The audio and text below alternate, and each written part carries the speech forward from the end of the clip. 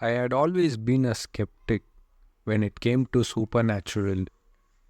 Ghosts, spirits, and hauntings were the stuff of movies and campfire stories, not real life. That all changed when I moved into the old Victorian house on a Maple Street. It was the kind of place you would expect to find in novels and movies. It had a timeless charm. It started innocently enough.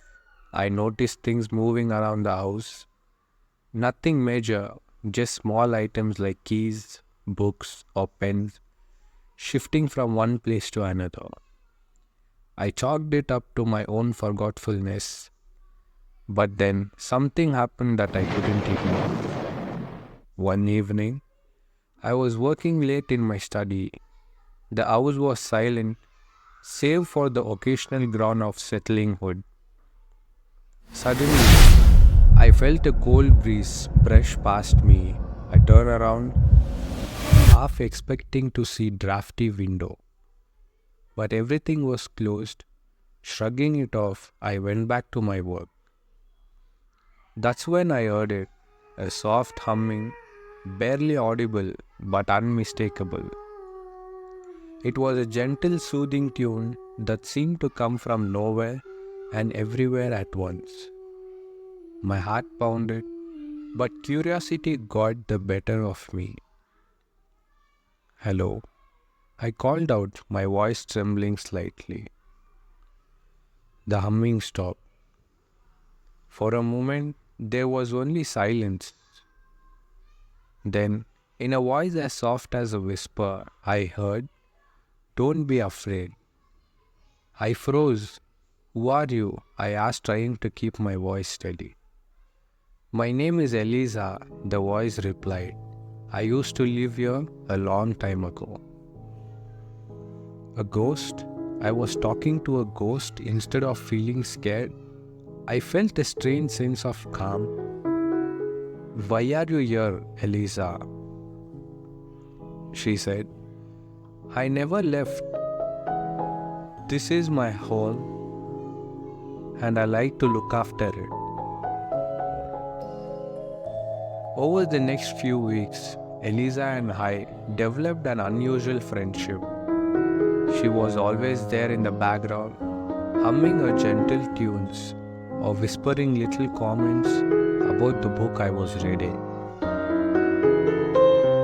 She had a knack for finding lost items too. Whenever I misplaced my keys or wallet, they would appear in front as if Eliza had guided them back to me. One night, as I was drifting off to sleep, Eliza's voice filled the room. "There's something I need to show you," she said. The attic, I had avoided it since moving in, mostly because it was filled with old dusty furniture and cobwebs. But Eliza sounded insistent, so I grabbed a flashlight and headed up the narrow staircase. The attic was just as creepy as I remember. I waved the flashlight around, illuminating old trunks and forgotten furniture. "What am I looking for, Eliza?" I asked. "Over there," she whispered, guiding me to a corner of the room. In the corner was an old wooden chest. I hesitated before opening it, unsure of what I might find. Inside, I discovered a collection of letters yellowed with age. They were love letters written in a beautiful flowing script. "These were mine," Eliza said softly. "I was engaged once, but he went off to war and he never came back. I kept his letters and they were my comfort." My heart ached for her. "I'm sorry, Eliza." "Thank you," she replied.